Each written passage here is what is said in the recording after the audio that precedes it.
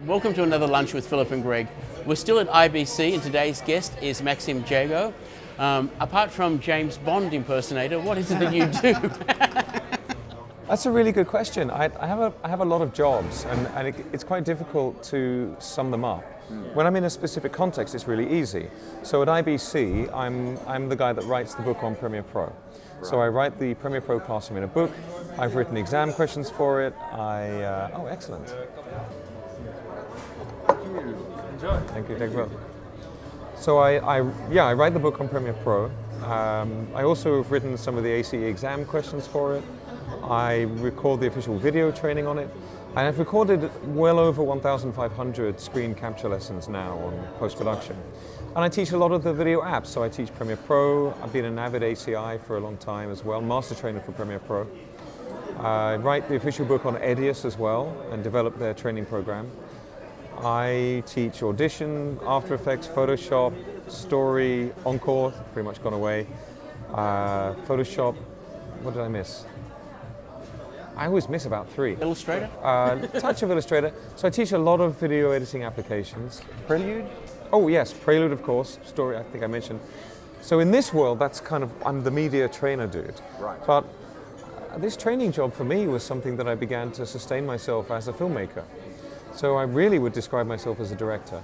I've directed now 50 short films, 1 feature-length documentary. I'm in the development, now we're filming a documentary now, a feature-length doc on telepathy, which is great. 50 hours of it. I know how that's going to go. I'm going to say that. Yeah. Are you sick of these jokes? Yes. So, 2 feature projects, fiction feature films, but I would describe myself primarily as a fiction film director. And that's what I've always done. I'm a writer-director. Last year I won Best Director at Monaco, which was my first award as a director. I won an award for one of the film scripts I'm working with at the moment. So I'm a filmmaker. But my passion is communication. Yes. And I've begun keynote speaking as a futurist. So I speak about not just media technology, which I do at film festivals, but the development of us as a species in general and where we're headed. And I'm speaking at the moment about the utopia that we are moving towards. But we've got some major socio-economic reform coming in the next 15 to 25 years because I think 3 of the 4 table legs of the global economy are just going away. And so, depending on how much greed is involved, it's either going to be a utopia quickly or a utopia slowly. But I think it will be a wonderful world. Assuming the maximum amount of greed, are we going to get there fast or slowly? Slower. I think previous lunch guest Terry Curran would have been very interested in this topic. Yeah.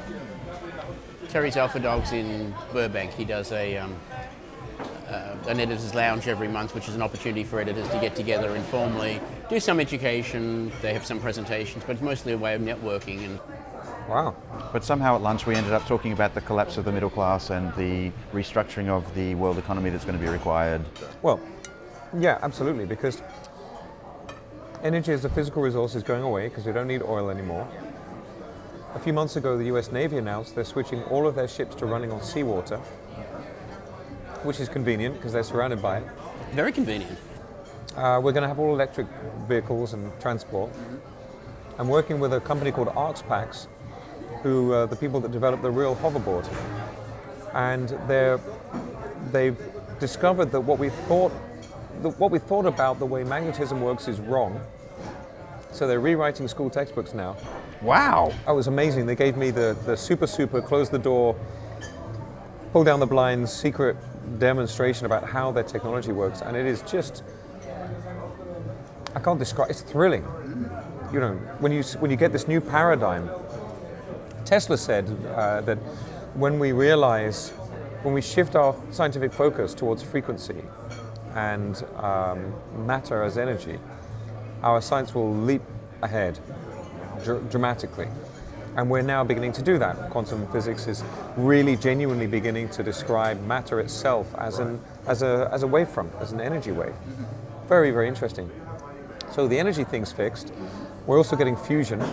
And the thing about fusion is that it runs on seawater, it's totally safe, it's cheap, can't melt down. And at the moment, the nuclear-powered nations are withholding nuclear technology from developing nations because it's dangerous. But there's no reason to withhold fusion. So economic parity is really energy parity. And so there won't be an economic disparity. That's one of the other table legs, is that rich, poor nations is just going to go away. That will be disruptive. Then we've got autonomous robotics. Within, I would say again, 15 to 25 years, perhaps 80% of unskilled labor can and probably will be performed by autonomous robots. The technology is there. Which is going to create its own challenges, because all of those jobs that are going to be done by the robots are not going to be done by the people currently doing them, and we'll have a whole large number of people Displaced. There's I forget the name of the book, but talking about the problem of abundance, Asia and automation. It's the biggest challenges to where we're going short in the near-term future, because all of those jobs that were manufacturing jobs long ago went overseas. Yeah. The knowledge worker jobs are heading overseas because of easy communication around the world. Even to some degree, the creative jobs are being automatically done. Being an area of my interest is the automation of that first assemble. Frightening. AI is going to be very, very helpful. I was talking to Adobe about the idea of developing an AI editing assistant. Mm-hmm. So imagine if you look at the companies like Google, Apple, Microsoft, they're all developing natural speech interaction with technology. So imagine if you pull a card in from your camera and you say to your AI, can you just pull the rest in too for me, just like that one? And it's looking at what you're doing, and it says, okay, no problem. Yep. Do you want me to append the names like this? Yeah, that'd be great. I'll call you when I'm done. It's done. Yeah. Wow. So when it's done is the first string out, because we've transcribed any speech that's there, we've made keywords and intent out of that. Right. We've had the image recognition tell us what's actually in the frame, and we have story algorithms that help us put together the story. I mean, we already have the story algorithms back from the day when we did first cuts. It's very exciting, but I do think that of the four table legs, the one that remains is what I was calling the IP economy, but I want to rename it now. I'm calling it something like the consciousness economy. Any task that requires mental focus will still have intrinsic value. And that includes things like lending each other money, developing intellectual property, creative work, anything that requires attention and presence. And that's something that, in many ways, I think AI will be able to do. But we don't really know what consciousness is. And so it's very difficult to say whether a facsimile of consciousness, which is what the first wave of AI will be, is enough. Right. Yeah. I've long hypothesized that really, to fake AI to about 80% of the way is relatively easy. Difficult, but not in the grand scheme of things, but relatively easy. And people would forgive the other 20% as, oh, it's just computer stuff. It's never perfect. So you could probably fake AI many, many years before we're going to do the real thing. But isn't there not a danger then that if the artificial intelligence becomes smarter, that it starts to improve itself and we become redundant?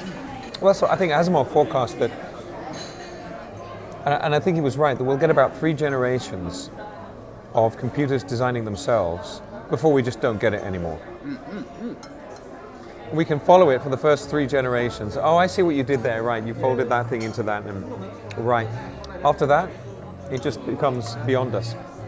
But then if they are self-designing and self-assembling, then they have more attributes of life than viruses do. So technically they would become a living thing. But we don't really have a working definition of life either. No. There's a Zen philosopher, Eckhart Tolle, who describes the self like this. It's beautiful. He says the self is not the part of you that's having a thought. The self is the part of you that thinks, this is me having a thought. So the observer is the true you. And what's interesting about perceiving the self that way is that it allows you to release a lot of things that we identify with falsely. So for example, if you have I have a bad habit when I meet people for the first time. I talk too much. I get so excited about discovering what they're doing, and I get carried away talking about it. Right. And my girlfriend literally kicks me under the table when I do it now. she's not very subtle about it. So there'll often be a little kind of uncomfortable look at the table. Like, what did he say? But that's a habit partly born of, it's my job to speak. At a show like this, I'll be speaking, genuinely having conversations non-stop for at least 10 to 12 hours a day. And very often on stage, my job is to flow from one idea to the next, and you get into the habit. But if I were to accidentally identify myself with that habit, then if I were to lose the habit, I would lose part of me, which is a threat to the self, which is one of the reasons I think that people tend not to go through personal change. Because they'd like to stop having that habit, but because they identify with it, they can't let go of it because it is them. It's like a part of you dying. But if you see yourself as the observer of the self, then you can say, oh look, that's a part of me doing that habit that I don't approve of. And awareness is 50% of transformation, so then you become aware and gradually you just do the thing less and less anyway, because you don't identify with it. That's very interesting. I'm going to have to stop reading computer books and read philosophy books. So I'm realizing I'm a little underread at the moment. I've been focusing so much on metadata and its various applications that It's huge. Yeah, and it's been a field that I've been interested in from long before it became commonly discussed in our industry. And it's so pervasive outside our industry that there's a lot of technologies that we aren't yet able to draw on. And it's all, this is what AI needs to function. They were talking about Web 2.0 being the semantic web. But what makes the semantic web, this idea of a string of letters and numbers, isn't just a string of letters and numbers, it's a postcode. A name isn't just a series of letters, it's a name. And for you to attribute that meaning, it's all metadata. But that's what allows AI to draw upon what's going on the internet. And it can identify a lot of stuff automatically, but not flawlessly. Just like we sometimes make mistakes and get it wrong. But I gave a keynote about metadata a few weeks ago in New York. And I was saying that if you think about it, language itself is metadata. Yes. It's a set of symbols that we use to attribute meaning. And we all agree what those symbols mean so we can communicate. And we have a lot of layers of meaning. So, for example, just now I emphasized the word layers in my sentence to signal to you two that that was the operative word in the sentence. And you both picked it up and that was all clear. And we all agree that if we emphasize a word, it's because it's important. And we understand these rules of conduct for language so deeply, we're not even aware that we're doing it. Yes, yeah. It's so intrinsic. And it looks like a lot of that stuff is genetically encoded. It's not nurture. They're finding that a lot of memory is in your genes. And there's a lot of stuff about the human condition that is intrinsic. If you take a tumble, if you fall over, the first thing you will do, without realizing you're doing it, is look for a vertical. Right. You'll find something vertical in your field of view, and then you'll find what you can push against, and now you know which way is up and down. Right. So if you're all confused about what's going on. So where does that come from? Where does that knowledge come from? As a filmmaker, as a storyteller, if you understand the way individuals relate to reality, then you understand how to use the medium of the moving image and sound to convey experience. And I have a theory that consciousness doesn't really understand time or space, that we have a linearity in our experience, but it's really just like, the way cinema screens actually flash images at you. They're still images, but there's so many of them that you see it as one continuous image. I think that's how we perceive reality itself. I don't think we really have time or space at all. And if you look at the way we experience the way you experience dreams, there is no time and space. Within each individual pool of time or pool of space, you have history, present, past, and the future. But in a sudden moment, it could be a year later. A moment later, you could be across the other side of the lake. And it never occurs to you during a dream that that should be strange. So I have a theory that the way we relate to dream, the way we perceive and experience dream, is actually the way we relate and experience everything. All of our day-to-day experiences, everything we remember, everything we think, everything we see, because dreams are unfettered by physics. Yes. dreams are the way we are intrinsically. You'd be fascinated by the process that we went through when we were developing First Cuts, which is the tool that takes metadata and builds it into a first storyline. And it does it very well. It does it because we put in metadata for what sort of B-roll can go on this, and we have metadata for names, of course. We can do a very good automated first string out. Not emotionally compelling, but I did do one section where I just picked two almost random keywords, and I said, all right, process it. It pulled me out a 6-minute edited sequence on the top, merging the two topics. I played it through. I swapped the second last shot for the last shot, and that was the only change I felt I wanted to make. But in doing that, Greg, of course, is the coder, but I'm the guy with the video background, so when it comes to, well, how do we make this edit? How long should a piece of B-roll be? You know that intrinsically when you're playing a piece of B-roll, you know how long it should be. And Breath, it has a rhythm. Yeah. How do you generate essentially a rule of thumb that you can teach an algorithm to do the same thing close to that? And that was a fascinating time, because I would say, no, that edit's wrong, and Greg would say, well, why is it wrong? And then I would have to go into the other side of my brain, assuming we still believe in the left-right brain split, which is becoming a little less clear. That to analyse, well, what was the decision-making process that I went through so that edit worked? And you build that into an algorithm? And then we slowly build that into the algorithm. A couple of months later, we were talking about patenting something else in a different business, and Greg turned to me and said, well, we can't patent First Cuts, we'd have to work out how to do it, how it works. Because we layered rule of thumb onto rule of thumb onto rule of thumb, so that it's become so complicated that it's not really possible to say in simple terms that I could put into a patent application how it functions in a way that a reasonable practitioner in the arts would be able to reproduce. Brilliant. And so, of course, it was completely commercially unsuccessful because it's too early, it's too threatening, and we were trying to do too much. So the technologies will work their way back into our products over time. Well, I have a feature request for you. Sure. I'm just going to throw out there. Take this as a gift. I would like to be able to tag on location that a shot is for a particular scene in a script, in a fiction script. When I ingest that media, I'd like the system to be aware of the content of the script, and it just needs to be, scene 1, scene 2, scene 3, whatever. And then I would like the system to take every take and use some kind of speech-to-text analysis to create a sequence for me where every take is on a lined-up shot. Now, the timing won't be exactly the same, so you can make it from the first word. Which is why Final Cut 10's auditions work perfectly for that, because they are dynamically time adjustable. Right, okay. So if you could get that from the page. I have 80% of the design already done in Lumberjack for scripted. We haven't started working on that. It's not using speech recognition, it's using a far simpler technology, but it would get you to the same point. And it's still in development. I had this moment in the pool when I like to swim. That's both my exercise and my Zen outlet. And so I was in the pool one day and I said, oh, I know how we can do scripted. Because Lumberjack has always been for non-scripted, and that was about 15 minutes into an hour and a half swim, and I was so frustrated that I needed to finish the swim before I could go and share my excitement with Greg. Backing up a little You bit, guys are doing amazing stuff. I've got an example of language as metadata, if you like. Yep.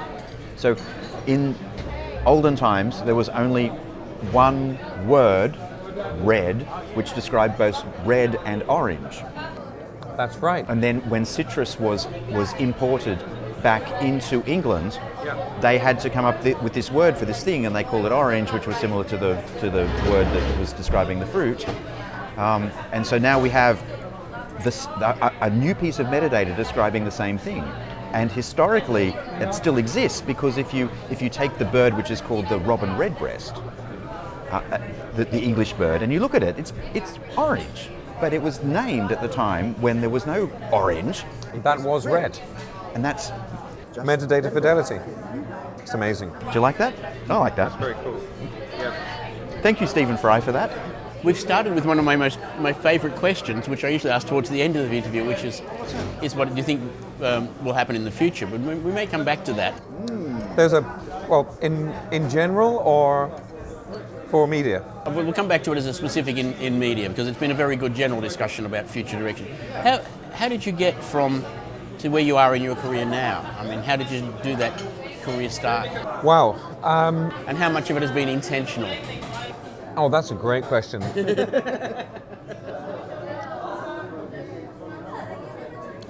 When I was 11 years old, my mother's boyfriend at the time, he stopped me in the hall at home and said, "I've been thinking about you. You don't like being told what to do, and you won't want to work in an office. Right. So I think you should be a film director." Really? And I said, "Okay, can I go out and play now?" He said, "Yeah." And I didn't think about it again until 2 years later. I had a careers interview. And at my school, they used to threaten us with the teapot factory up the hill. They used to say, if you don't work hard, you'll be working in the teapot factory. Right. I never saw it, but apparently it did exist.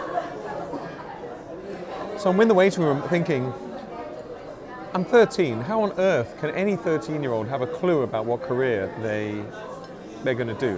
Right. But when I was 11, actually at the same time, I kind of felt like I understood technology. I sort of felt like I got it. I knew there was more for me to learn, but I knew, all right, the square peg goes in the square hole, the red wire goes to the red wire. If it fits, screw it on, turn it on. I remember I once got threatened with expulsion from my school. I think I was 12, because we used to have this thing where one child out of 800 would be given the responsibility for pressing play on a tape recorder, a big box tape recorder, for the music when we came in for the school assembly. And one day it was my job. Press play, nothing. Check the power, it's there. Nothing's happening. I've got 799 children looking at me and laughing and saying, "Oh, yeah, Maxim doesn't know how to press play." And I happened to have a penknife in my pocket. It was a 1-hour assembly. So I stripped the tape recorder, found a loose wire inside, reconnected it, put it back together again, tested it, and on the way out, I pressed play. And so they threatened to expel me because I'd been interfering with school equipment. I was put up before the head teacher, and I said, "No, you should be thanking me because I just fixed your tape recorder." That's right. And the guy didn't know what to say, so he just sent me away. So 13, I'm looking through this book of careers, and I came across film director, and I remembered the conversation with my mother's boyfriend. And it said that the job description, it was a very short entry, it said the job description of a film director, the skills required are to have a vision and to be able to communicate that vision. And it's the best description I've ever heard. I've never seen anything that more aptly describes the role. It's beguilingly simple. What's that? Except maybe herding cats. Yeah, yes, that's true. But that's the thing, because having a vision as a filmmaker means a complete world reality tone. Yes. Right. And I have a thing called eidetic memory. I think it's called eidetic memory. So not photographic memory, but I can imagine with complete reality tone. So if I wanted to imagine a scene happening in here, I can watch in my mind's eye somebody walking through the room. I can hear their footsteps. If they brush past, I can smell. I get everything. And I can view it through a frame if I want, so I can see a 2:3:5 to 1 frame. And it's very useful because I love suggestions on set, and it's really, I think it's great. But if someone makes a suggestion, I can watch it, and I can say, actually it won't work because we'll have a continuity problem because of the light from the door, or Do you think that ability is innate? Because I've always found that I could break a scene down into shots without even thinking about it, and it wasn't until much later that I realized other people couldn't do that. When I tried to teach people to do it. And they can't. And I think it's like rolling your tongue. I think that there are, it's just one of those things. I can't roll my R's. But my brother can. I've never been able to do it. So I do think that there are some innate differences. And it comes back to that question about whether, can you learn to be a great camera operator? Can you really understand about composition? And I think the answer is 70%. I think 70% of the way you can understand about mise-en-scène, about the Fibonacci curve, about all of that stuff to get a good, respectable composition. But that's not going to let you tweak the shot by an inch, because you feel like, for me, mise-en-scène is like synesthesia. I feel like the elements in the scene have a kind of a weight, and it's like a balancing act. But the weight comes from the contrast, from the color, from the shape, and I can't describe it exactly, but I feel like, yes, that's the shot. And when you feel it, you know it. And I think it's just one of those, I can't draw. I wish I could. I can't do accents, there's some stuff I can't do, but anyway, so I read this book and I went into the interview and I said to the lady, hello, and it was a half-hour interview, and she said, have you thought about what you're going to be? And I looked her in the eye and said, I'm going to be a film director. And she literally went, good luck. You look like you know what you want to do. I don't really have any advice for you. Go for it. You might as well send in the next person. And genuinely, I came out 20 minutes early, and I remember standing in the playground thinking, this is amazing. Obviously, nobody at 13 has the faintest idea what they're going to do with their lives. Yeah, right. But if I keep telling people in education that I'm going to be a film director, right, I'm going to get extra breaks all the way through school. And I can visualize it now. The bins are there, and I'm in the playground, and I can see all the other kids going to their lessons, and I'm thinking, not me. I got 20 minutes to stand around. Hey, how's it going? So that's what I did. I went right the way through school. What I really wanted to study was philosophy. That was because when I was 11, at the same time I read this book I felt like whether I did or not, I felt like I understood technology. Right. For birthdays I would get a gas meter and some tools, and I would take it apart, put it back. You always get a couple of bits left over, it's strange. Yeah, I had that problem too. I didn't have to reinstall the gas meter. But I love the way things worked, and I kind of got it. Energy flow and all that kind of thing.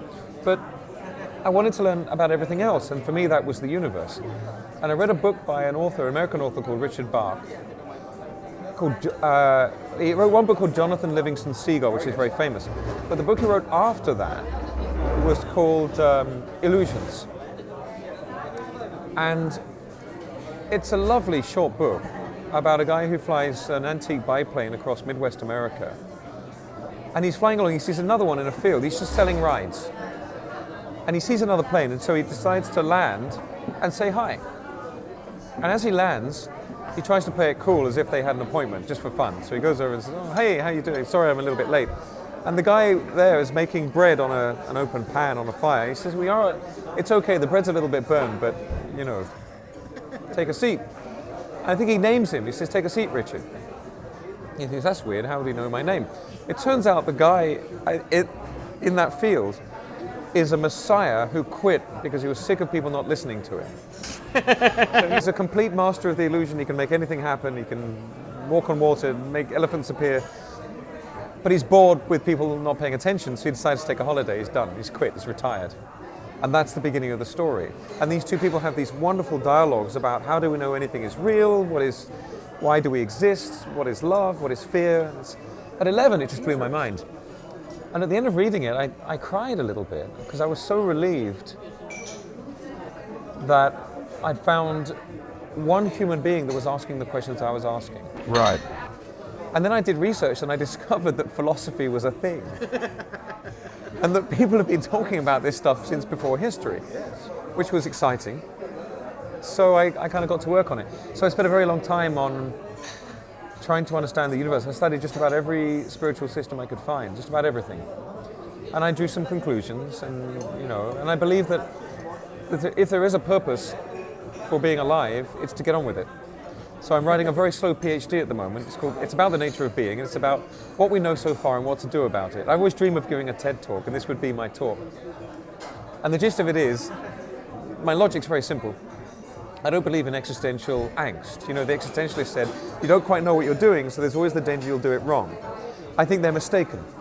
They've obviously never worked with clients, because if a client gives you a really bad brief, an incomplete brief, and they refuse to give you any more information when you ask questions, it's not your fault if you make bad work.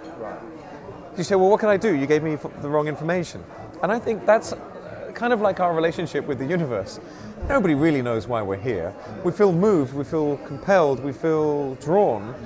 But if you ask the universe, all right, then why am I here? You get the sound of one hand clapping. You get trees rustling in the wind. So in order to please the client, the best thing they can do is not sit around waiting for answers. You've got to get in and do something and then say, is this what you wanted? Is this right? Right, based on what you gave me to work with, I did the best I could. But you can't be responsible for getting it wrong. If someone gives you false information, it's like garbage in, garbage out for computers, right? If you feed in bad metadata and the system serves up a bad search result, it is your fault, not the computer's. If as a human being you're given limited information, much too limited for you to form meaningful opinions about stuff, shit happens. You have to go for it. So my argument is that we should have existential joy and dive in, like as Richard Bach says in Illusions, he said, we're the otters of the universe. We should just dive into the waterfall and swim around and enjoy it and be thrilled. And his argument is that we're here to have experiences and to learn, or as he says it, to have fun and learn. And he draws a beautiful analogy with filmmaking, which is one of the reasons I also became a director, that we go to see movies to have fun and to learn. And there's this lovely analogy where he says, well, hold on a minute, what about awful lifetimes, where people suffer, where they're wounded and it's awful and then they die? And the Messiah who quits says, well, you're presuming that your soul has the same physical nervous system that your consciousness experiences. We don't know that the soul experiences physical pain in the way that our bodies do. We don't know. And it may well be analogous to an actor in a film temporarily believing that they're very upset about something because someone's hurt their feelings very deeply. And then the director says cut and they do the end board or whatever, and then they go back to their trailer and have a cup of tea and they're totally fine. Perhaps it's like that for the soul. As Shakespeare said, the world's a stage and we're players on it. So my argument is, stop worrying about it and reverse engineering consciousness for the PhD. And it really does look like consciousness is there to have experiences and to facilitate learning. So just relax. Whatever you feel moved to do right now, and this is what Eckhart Tolle says as well, is if you're asking yourself, why am I here? What am I supposed to be doing? Whatever you are doing now is what you're supposed to be doing. So really do that. And then in a moment, if you're doing something else, really do that. And just keep really doing what you're doing until you're dead. And then don't worry about it. Have you ever gotten to the end of a really long project that's been terribly difficult and you think, gosh, if I'd known how difficult this was going to be, I never would have started this, I never would have taken this on? Most mornings I feel that way. And yet, if you think about it, it's like, well, if I'd known what this was going to take, I probably would have shied away from it and not done it, and therefore I would have missed out on all of this stuff. Well, this is one of the life lessons for me that has been really crucial. I've had some tough times, you know, and I have a reputation for being really cool about stuff going wrong. You know, people. I was at where was it? Adobe Max, one of the last sessions at Adobe Max. I think it was last year. Big session, everyone's waiting, and I get in, and the team setting up the computers forgot to install the software. Oh, awesome. So I'm there, but they were very cool about it. They said, give us 5 minutes, we'll change over the machine. And everyone was saying, Maxim, why are you so chill? Actually, what I did was, I said, okay, everybody, it was a cinema-style room. I said, get your cameras out. I'm going to walk down the cinema steps on my hands. So at least it'll be something worth tweeting. So, and I only nearly fell on somebody twice, but I did make it to the bottom of the steps. And everyone was saying, well, how are you so cool about this? And part of it is perspective, but part of it is, you know, in Crocodile Dundee, where he gets mugged and someone pulls a knife, and the girl says, he's got a knife, and Crocodile Dundee says, that's not a knife, and he pulls out this whatever it is, bayonet thing, says, that's a knife, and the guy runs away. When you've suffered, really, really suffered, emotionally, because it doesn't matter if it's emotional or physical, actually, we interpret emotional pain as if it were physical in many ways. When little things happen, it is that Crocodile Dundee moment for me. And you just think, well, you know, okay, the computer's not working. Is anybody dead? Does everybody have their legs? Yes. Right, I'll tell you a story. I had a session for Avid years ago. I was presenting, just like IBC. It's at BVE in London. It's the same thing as IBC, but for UK. I'm on Avid's stand. As I began my 1 hour presentation, just our stand had a total power cut. Wow. And everything else is still going on around, and I kept half the audience for an hour. by telling stories and saying, any minute now the power's going to come back on. And as I finished my presentation, the power came back on. But all of these things, as you say, all of these experiences shape you, change you, make you what you are. And I think if you keep your eyes open, the challenge is to not judge. Okay. Judgment is incredibly damaging. Judging ourselves, judging other people, value judging, I should say. Having judgment in terms of discernment, I think is fine. I discern that this is a table and that's a flower. In my judgment, those are two different things. And we mix that up with our political correctness. It is okay to acknowledge that someone's black, by the way, because they are. Well, they're not really. And I was thinking for news, if we want to get rid of racism, here's my solution, right? By law, we have to stop using the terms black and white, because we're not. Okay. We're not really black and white. That's a segregating distinction. So by law, all the news agencies have to say, a perfectly brown man did this thing today and was met by a peachy cream man. Cafe latte man was there as well. We're all going to be cafe latte one day anyway. And all our genes will merge. And the whole thing about isms, racism, is silly. There is only one human race. In fact, there's only one life in the world. We've never yet found any living species that we do not share DNA with. Which means there's only actually one, never mind human races, there's only actually one living entity that's promulgated across the planet. And we're related to all of it. So the idea of racism is just... We're all the same spot on the waveform on the vectorscope. On the UV line, right? That's right, because it's skin through melanin, isn't it? So there's a beautiful workflow. I've forgotten the chap's name. He's a great trainer. God, I should remember his name. He's really, really good.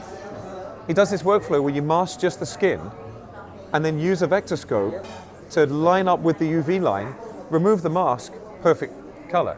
It's great. If you don't have a white balance, you can do that. Had that in practical color correction all those years ago. It's gorgeous. It's gorgeous. Yeah, so with the suffering thing, I think that what I've learned, one thing I've learned is that shit happens. Another thing I've learned is that those experiences shaped me and changed me very often in ways that enabled me to be more compassionate. And I think that the relationships we have with others are fundamental to our purpose here as a species. The mystics all say that the fulfillment for human beings we find our greatest fulfillment as human beings in the service of others. Right. And I think that's usually true. I don't think that's always true, but I think that's usually true in one way or another. And when you have experiences that remind you that there but for the grace of God go I, or, yes, that person's really annoying, but they've probably had a really crap day, or there's some stuff going on there I don't know, because nobody makes a bad decision on purpose. When somebody acts apparently badly, it will always be for a good reason. Their solution might not be a very good one. So you get dudes who do they fight a lot, and it's because they're afraid of being disrespected. And because they've been taught from a young age that the way you get respect is, and therefore you have social inclusion, which is life and death for us as a species, is by being strong. I spent about 20 years now being a martial arts instructor. I teach Tai Chi Chuan. And the last thing I want to do is punch anybody or get punched. And we were talking about this last night. Both options suck. Both options are awful. So running away gets my vote.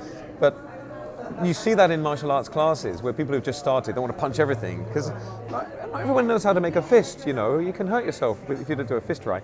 So when you know how to punch things... Yes, put it in the middle and put your thumb in the middle and you break it. Yeah, but it's not just that, it's the angle of the wrist.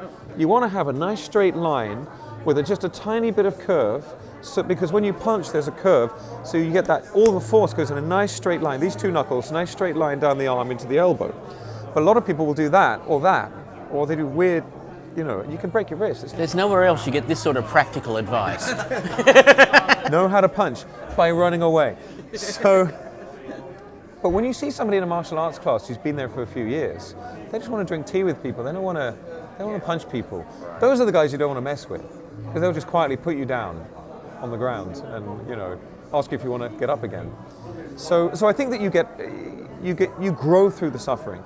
But the other thing I've learned, which was a much more difficult lesson to learn, is that with my very limited subjective perspective, I could not see where this path was taking me.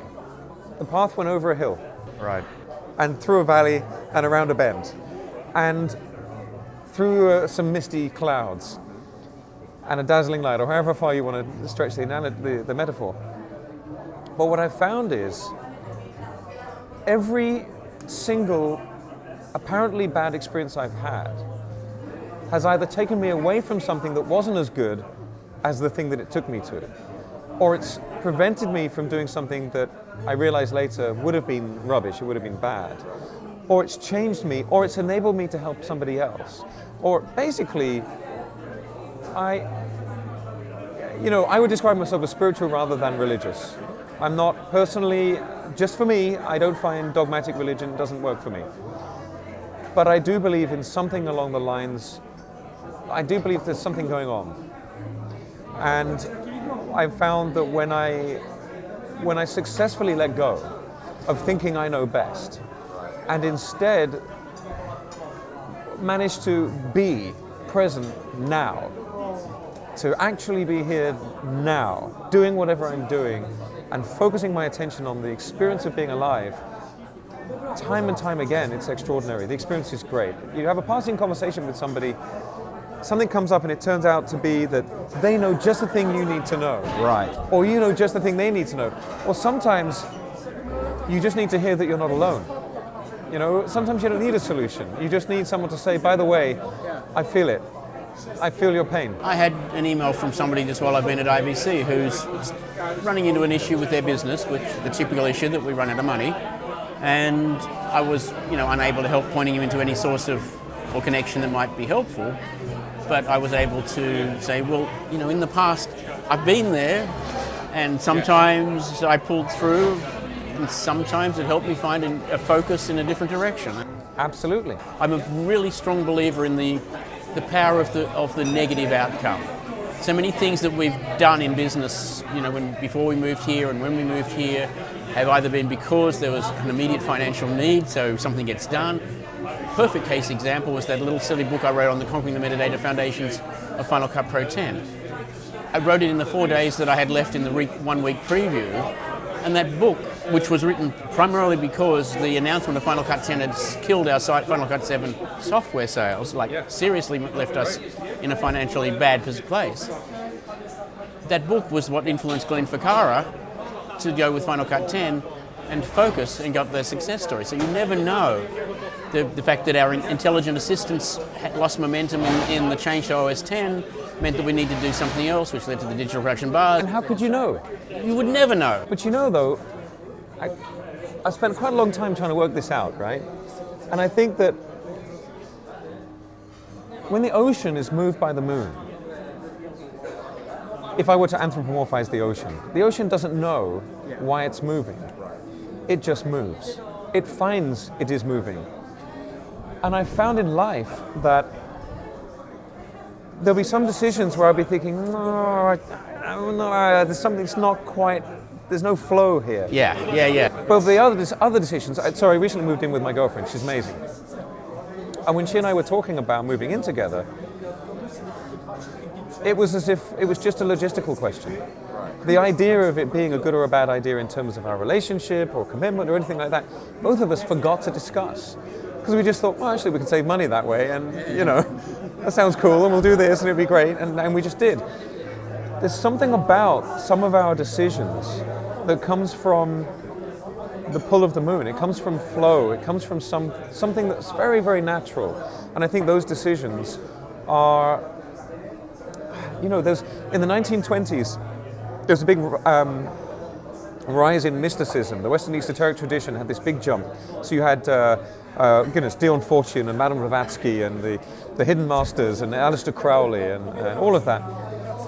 And Aleister Crowley, famously the most evil man in the world, but he wasn't at all, actually. He was just a silly public figure. I mean, he was a mystic, really, but he never revealed that in public. Although if you're into that sort of thing, there's a beautiful book of his that was never intended for publication called Magic Without Tears. And it's a set of private letters to one of his students. All the other stuff he said privately was rubbish. Everything else he wrote said nonsense. It was just there to make money from selling books. And he would never risk giving away genuine spiritual truth to the kinds of people that would buy those books. He used to say, I put enough chocolate in it to taste like chocolate, but it's not chocolate. It's like American chocolate, which is awful. So, but Magic Without Tears wasn't intended for publication.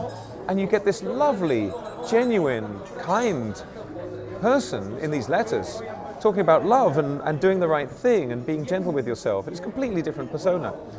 But he used to say, he famously coined this phrase, very interesting. I studied just everything I could find, you name it, astral travel, tarot, whatever, Tai Chi, of course. I was meditating from 11. He famously coined this phrase, which I'm going to probably misquote. It was something like, do what thou wilt shall be the whole of the law. And what he was saying was, do what you will is everything. But he used a capital W for the word will. He used the Old English word for will. Nobody noticed it was a capital W. So everyone thought he meant, do what you like. So famously Led Zeppelin, all the rock bands were like, yeah, you got to do what you want and satisfy yourself. He actually meant the opposite. He meant the exact opposite. What he meant was, whatever your true will is what you should do. So meaning an innate state. Well, he had a definition for true will. Your true will was the will of your soul. And he also had a definition for your soul as an extension of divinity. So what he actually was saying was, whatever God is, if that is a thing, what it wants is all that matters. So it was the exact opposite of the idea of self-gratification. But it was so bloody subtle that no one got it. It was all like, yeah, let's just rave it up. I like it. So I do believe that there is a part of us, like the Eckhart Tolle thing, right? There's a part of you that is the observer, that is thinking, actually, I don't want to do that. That isn't really me. I do want to do that. Like, meeting my girlfriend. I saw her across the room and thought, I feel I should meet this person. I really feel like I will meet this person. Fate worked very hard for Greg and I to meet. It really took 3 goes before it connected.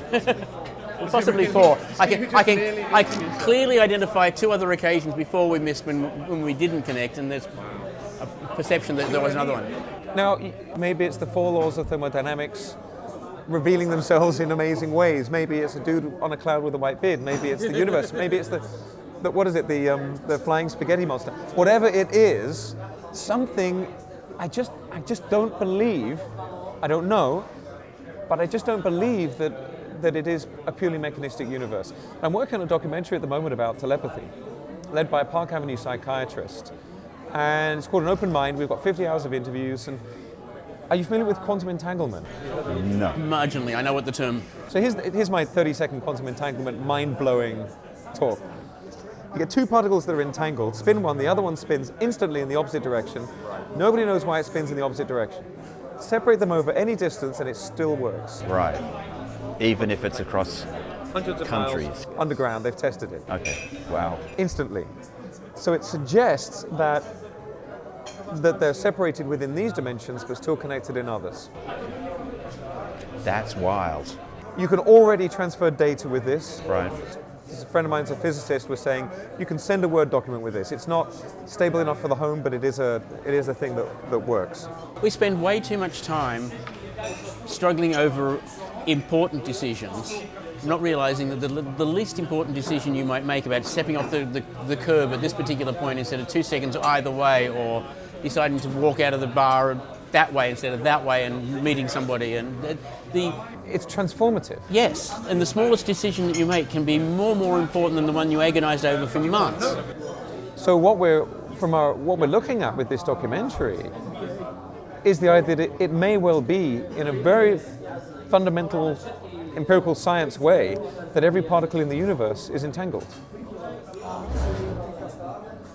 Because if the singularity that is the Big Bang is true, and all the evidence suggests that it is, then at one point in the past, every particle was entangled.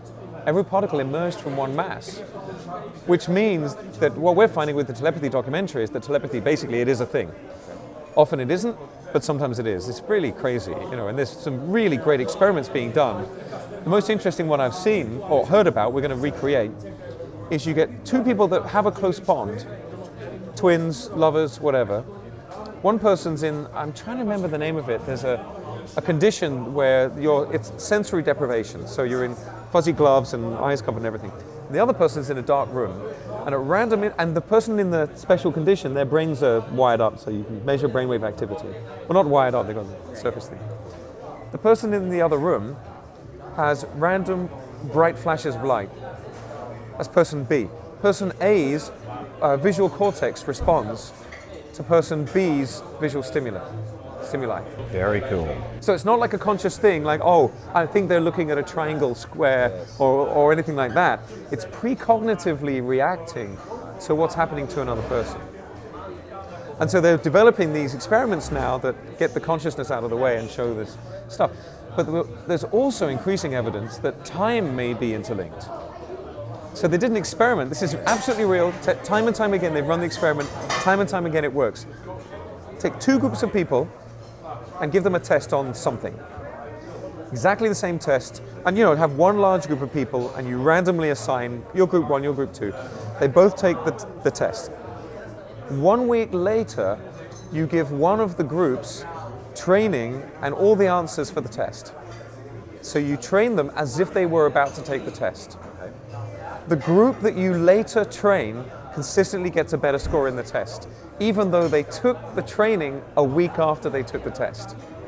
Just think about it for a second. So both groups take the test. 1 week later, one of them is taught the answers to the test. And the group that gets the training later does better, even though they didn't yet know they were going to be given the answers. Which means, if you know anybody who's about to take an exam and they're really worried, they think they're going to do badly, just put in your calendar, tomorrow I'm going to really, really study this test for 3 hours.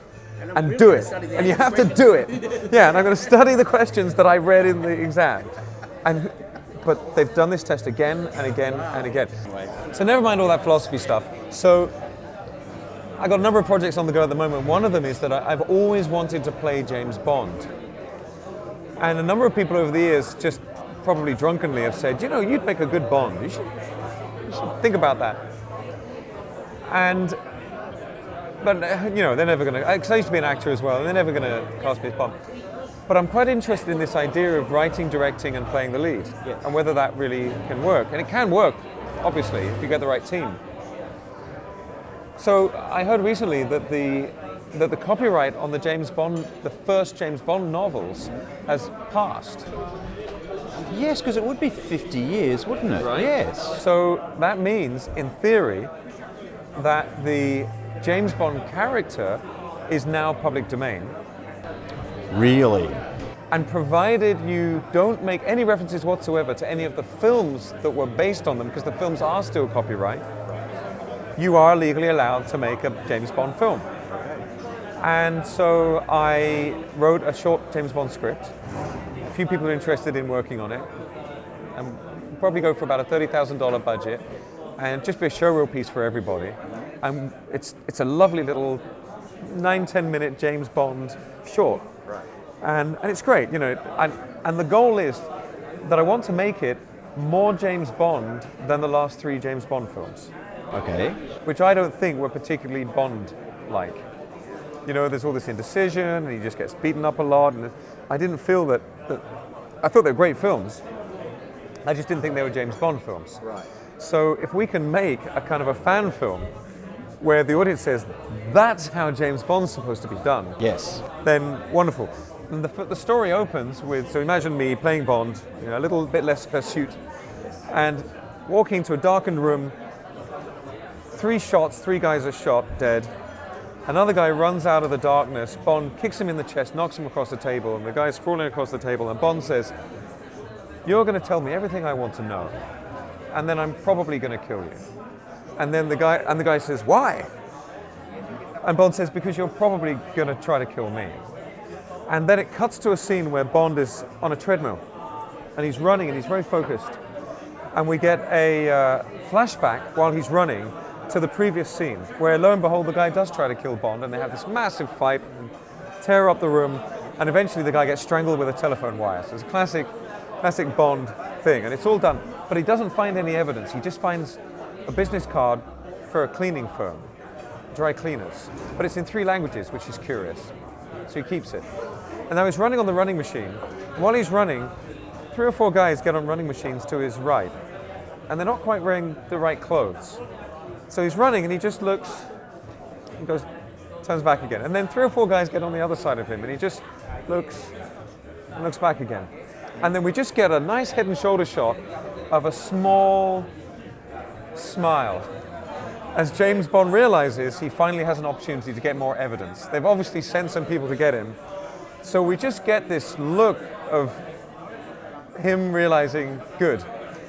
So we have a massive fight with these guys in the gym, and then it all builds up to him taking out these 7 guys, and then there's nothing there again. But pinned to the inside of one of their jackets is a cleaning label from the same cleaning firm. Curious. And so we have a little scene with M and Q, and then he goes in, and it all happens behind, the underground complex at this cleaning firm. So it's all written and ready to go, and people are liking it. But then I asked her, I'm with the Directors UK in the UK, as well as the Guild, and they're all merging now.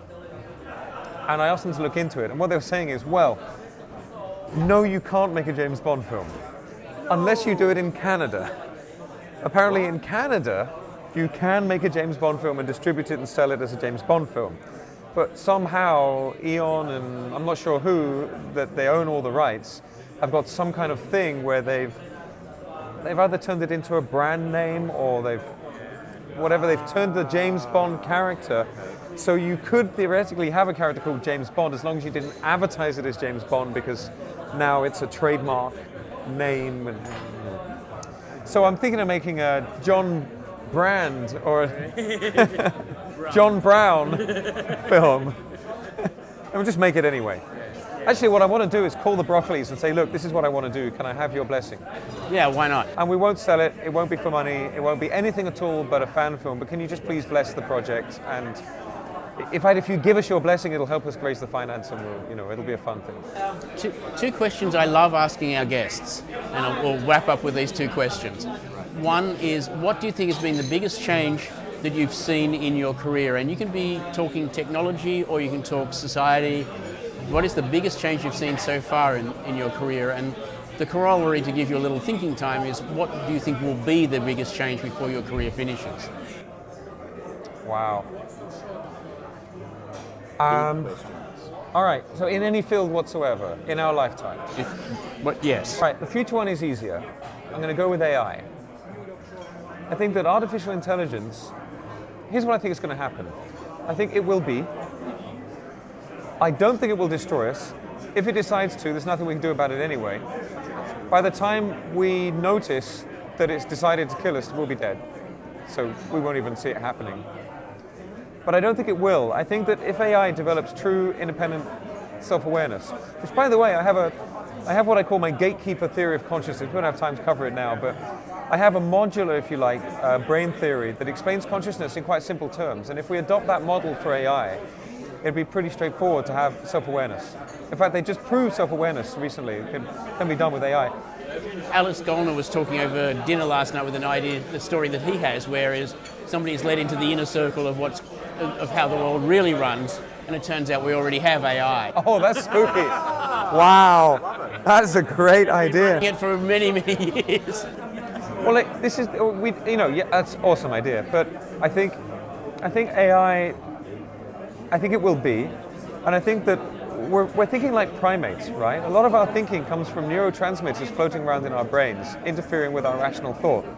So if you and I have an argument, a really intense, angry argument, and then 30 seconds later you and I have a conversation about flowers, I will feel angry about flowers.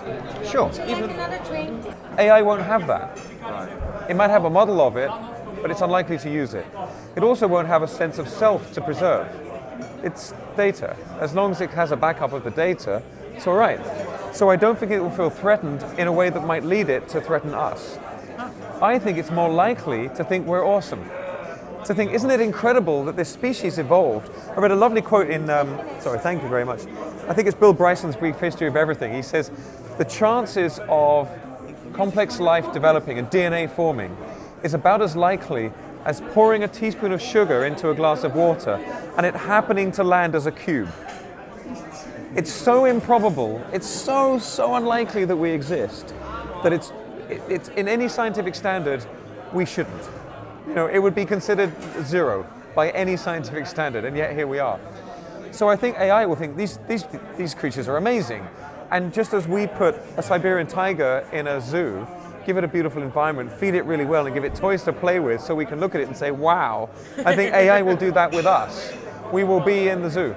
Isn't there a self-learning AI tool at the moment that simply did say something along the lines, I like you and I'm going to put you in a zoo? But it was a bit of a cheat because it was an awesome headline, but it was actually quoting Asimov, I think it was, books.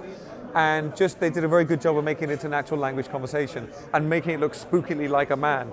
But yeah, I mean, this is very much what I think is going to come. So I think that, but it will love serving us.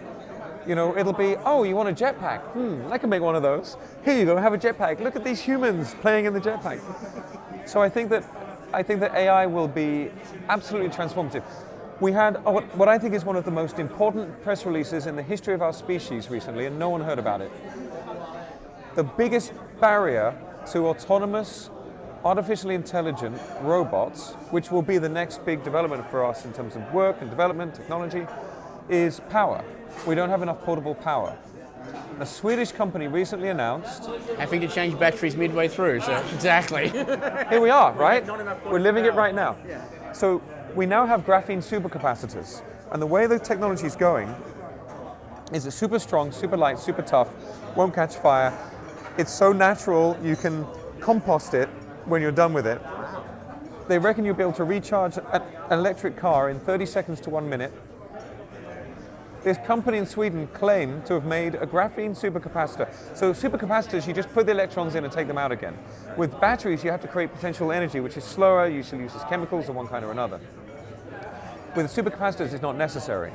You can build the bodywork of a thing from its own batteries, because it's incredibly tough, tougher than carbon fiber, very lightweight, and they're estimating up to 10 times the efficiency of the best lithium-ion batteries.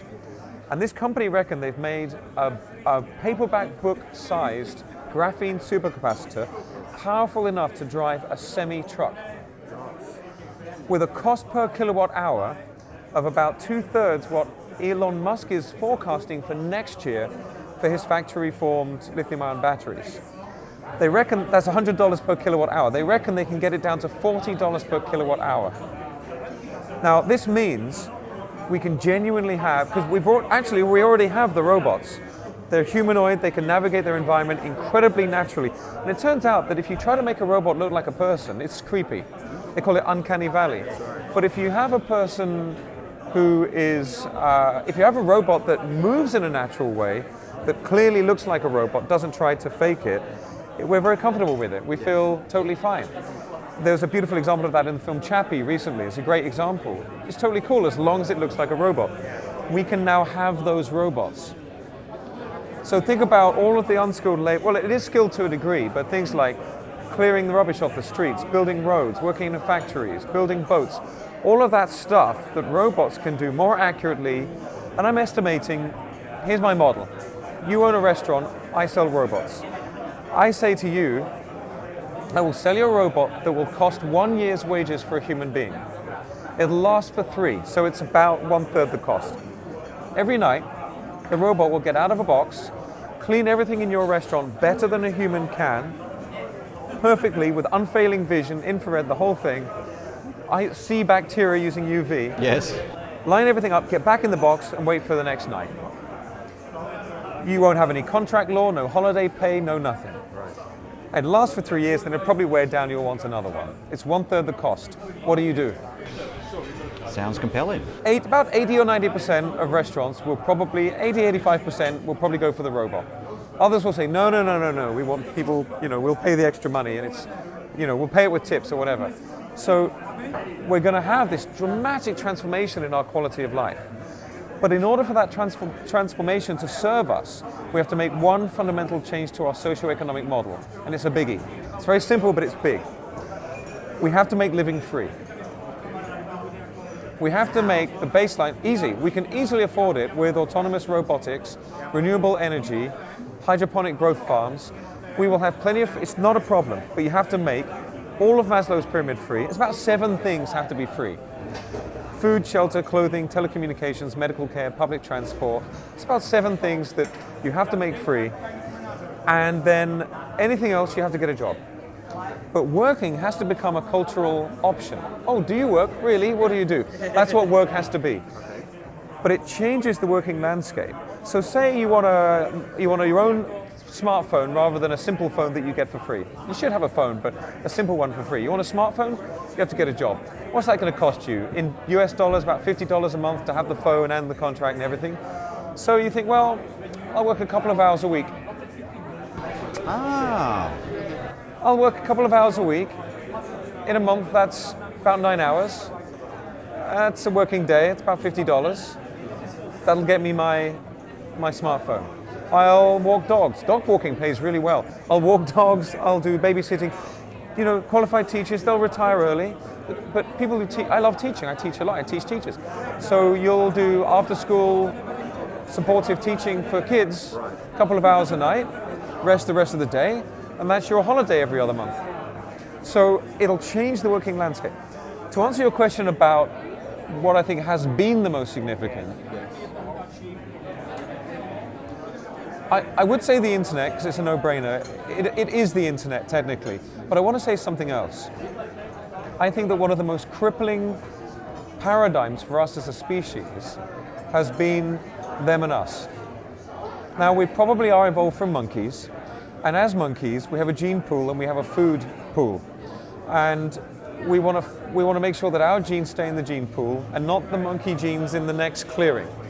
So we've got evolved xenophobia, evolved fear of the worst, and it protects us, but it makes us the frightened monkey. And unfortunately, we have this evolved behavior where we think we're part of our gang and we're not part of that gang. That's right. And it's crippling, and it's not true.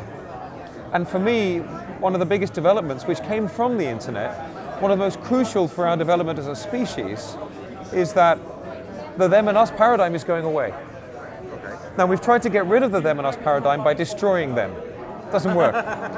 The British Empire, the Roman Empire, frankly, what countries like America and Russia are moving towards at the moment, they're just trying to take over as much as possible. And I get why. It's a continuation of our economic model. It's a continuation. They're just living out our economic model. But I think what the internet is allowing us to do is just realize there never was a them. This is what's happening now, is we're discovering them was a figment of our imagination. There has only ever been us. We are the ancient family of man. We are one family and always have been. And related to every living thing, related to the ecosystem that is the Earth. When people say save the Earth's fine. What they mean is save a habitat that we can live in. Because if we destroy the habitat enough, we will go extinct. Right. The Earth will be, all right, cool. Give it a million years. Something new will come along. The cockroaches will be like, oh, remember these bones from the human species? You know, or hopefully it'll be a benign species like, I like elephants. You know, let's have the elephant species. There'll be a bunch of doubting cockroaches that say, no. God put these bones here. Yes. The cockroach in the sky, whatever. So I think that the transformation away from the false paradigm of them and us towards the truer paradigm of a kind of collective intelligence, a realization that we're in this together, that we are together in very meaningful and powerful ways, that we're never alone, that we aren't separate, that there are no strangers. Because even if you bump into somebody you've never met before, you can guess 90% of everything that's ever happened to them. Everybody sleeps, everybody wakes, everybody eats, everybody poos. We're all living the same human condition. And we'll love to be loved, we'll want to be wanted, we'll need to be needed. So for me, that transformation away from what is an old unified single sources of power paradigm towards we are actually, love is more important than fear. That's the realization, that love is more important than fear. And that realization comes from the realization, I think, that there never was a them in the first place. The bogeyman under the bed, in the wardrobe, never existed. And that was what brought about the end of the Cold War.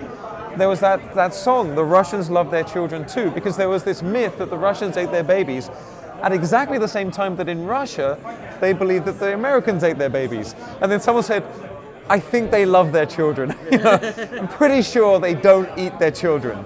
And that was when people realized, okay, let's just chill out and, you know. And I had come away from this lunch far more positive than I have any other lunch. Thank you very much, Maxim Jago, for coming with us. And if people want to get in touch with you, where can they find you? Oh, I'm really easy. Actually, I sound really cheesy saying this, but I'm quite easy to Google. I haven't got my name, but Maxim Jago. If you Google Maxim Jago, I come up really easily. That's my name on Twitter. I think I'm facebook.com/Maxim Jago. I have a newsletter people can sign up for. Pretty easy to find. Well, thank you very much for coming to lunch with Philip and Greg. Thank you so much. It's been awesome. Thank you.